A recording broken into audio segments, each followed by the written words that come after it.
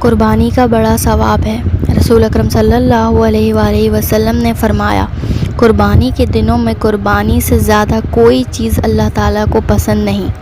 ان دنوں میں یہ نیک کام سب نیکیوں سے بڑھ کر ہے، اور قربانی کرتے وقت خون کا جو قطرہ زمین پر گرتا ہے تو زمین تک پہنچنے سے پہلے ہی اللہ تعالیٰ کے ہاں قبول ہو جاتا ہے۔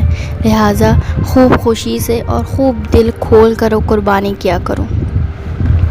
رسول اکرم صلی اللہ علیہ وآلہ وسلم نے ایک اور جگہ فرمایا، قربانی کے بدن پر جتنے بال ہوتے ہیں ہر بال کے بدلے ایک ایک نیکی دی جاتی ہے۔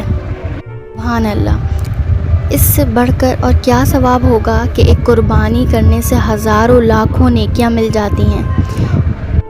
بھیڑ کے بدن کے بال اگر کوئی صبح سے شام تک گنتا رہے تو بھی نہ گن سکے، سوچیں کہ کتنی نیکیاں ہوئیں۔ دینداری کی بات تو یہ ہے کہ اگر قربانی واجب نہ بھی ہو تب بھی اتنا ثواب سے حاصل کرنے کے لیے قربانی کر لینا چاہیے، اس لیے کہ جب یہ دن گزر جائیں گے تو یہ دولت کہاں نصیب ہوگی، اور اتنی آسانی سے اتنی نیکیاں کیسے کمائی جا سکیں گی۔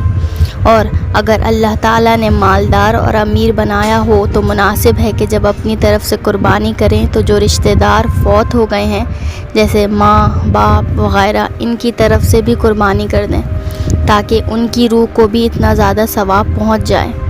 رسول اکرم صلی اللہ علیہ وآلہ وسلم کی طرف سے، آپ کی ازواج مطہرات کی طرف سے، اپنی پیر و مرشد کی طرف سے کر دیں۔ کم سے کم اپنی طرف سے تو ضرور قربانی کریں، کیونکہ مالدار پر قربانی واجب ہے۔ جس کے پاس مال و دولت سب کچھ موجود ہے اور قربانی کرنا اس پر واجب ہے، پھر بھی اس نے قربانی نہیں کی تو اس سے بڑھ کر بد نصیب اور محروم کون ہوگا۔ اگر ہم حساب لگائیں تو کم سے کم 10,000 میں تو ہمیں ایک حصہ مل ہی جاتا ہے، تو کیا 10,000 میں ہم اتنی نیکیاں خرید سکتے ہیں؟ ناممکن ہے۔ 10,000 میں تو آج کل چھوٹا سا فین بھی نہیں آ رہا، لیکن اتنی ساری نیکیاں خریدنے کا صرف یہ واحد بقرعید کا ہی موقع ہوتا ہے۔ تو ایمان والو، اٹھو اور قربانی کرو، جیسا کہ ہمارے نبی نے کہا ہے، خوب دل کھول کر قربانی کرو اور خوب نیکیاں کماؤ۔ ہم روز محشر ایک ایک نیکیاں ڈھونڈنے کے لیے کہاں کہاں نہیں دوڑیں گے، اور اگر ہم